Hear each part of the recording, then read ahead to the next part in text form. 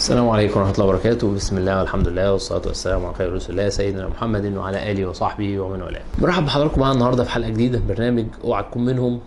تعالوا النهارده نشوف صفة من صفات المنافقين اللي ربنا حذرنا منها. المنافقون والمنافقات بعضهم من بعض يأمرون بالمنكر وينهون عن المعروف ويقبضون أيديهم نسوا الله فنسيهم إن المنافقين هم الفاسقون.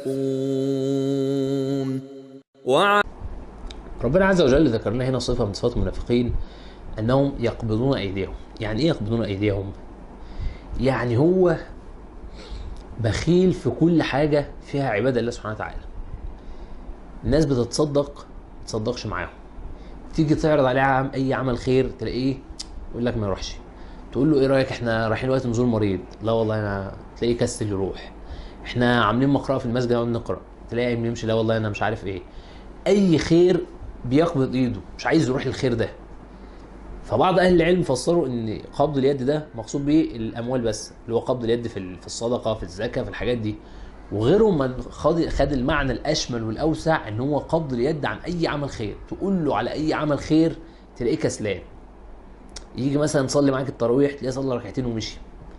يجي مثلا عاملين مثلا اي عمل خيري، يجي مثلا يروح يصلي معاك مثلا في المسجد، يلاقي في درس بعد الصلاه يكسل ويقوم ماشي، ما يقعدش يسمع. فدايما عنده قبض يد عن كل عمل خير. فبقول لك انت ليه حارم نفسك من الخير ده؟ ليه ما بيكون قدامك فرصه للخير ما بتغتنمهاش؟ فرصه، اغتنم الفرصه دي.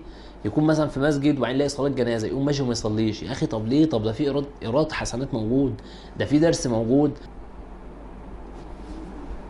فاذا الشخص ده دايما بخيل عن نفسه في الحسنات، بخيل عن نفسه في الاجر، بخيل عن نفسه في الطاعات. فبيكون العاقبه للاسف سيئه في يوم القيامه. ما انت ما عملتش اي خير، ما انت كان كل باب فيه خير كنت بتكسل تروح، كل عمل فيه حسنات ما تروحش، كل عمل فيه طاعه ما تروحش. نيجي نقول لك والله مثلا يجوا قبل رمضان تلاقي اصحابك مثلا بيكلموك ده احنا مثلا بنفرش الجامع، تعالى افرش عشان رمضان هنصلي بكره، ما يروحش. ده جارنا مثلا عنده ابنه مثلا يعمل عمليه ومحتاجين نقل دم، تعال نروح نتبرع بالدم، ما يروحش. اي عمل خير تلاقيه مستخسره في نفسه، مش عايز يوصل لدرجه عاليه يوم القيامه عند ربنا سبحانه وتعالى. فده دايما بيقبض يده عن الحسنات وعن فعل الطاعات، ويكون نتيجه يوم القيامه انه مش هيلاقي حسنات تدخله الجنه. هتيجي منين؟ ما انت ما عملتش اي حسنات. فربنا بيقول لك وبيحذرك، خد بالك الشخص اللي دايما بيقبض يده عن كل طاعه ده شخص في قلبه صفه من صفات النفاق، نعوذ بالله سبحانه وتعالى ان نكون منها.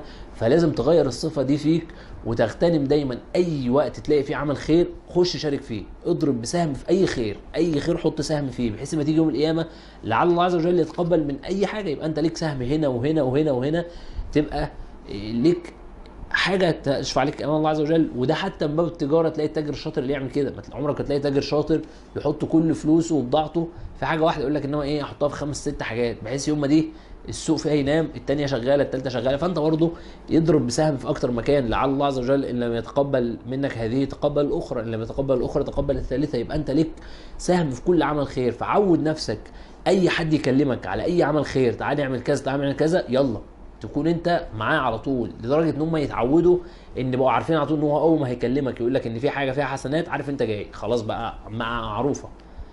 عكس ما هو هيكلمك مره اتنين تلاته اربعه خمسه يلاقيك كده خلاص ما عادش هو هيجي لك، فهتبقى انت للاسف اللي قفلت على نفسك كل ابواب الخير. ولو اي حد لقى باب خير عمره ما هيتصل يكلمك، لانه عرف للاسف ان مش انت الباب الخير اللي بيتفتح للناس. فاجتهد ان انت دائما تكون تسعى في الخير، ويكون لك في كل سهم في كل خير سهم، حتى لا تكون عندك صفه من صفات المنافقين. سبحانك اللهم وبحمدك نشهد ان لا اله الا انت نستغفرك ونتوب اليك. السلام عليكم ورحمه الله وبركاته. لا تنسوا الإعجاب بالفيديو والاشتراك في القناة تشجيعا لنا لنستمر بنشر المزيد إن شاء الله.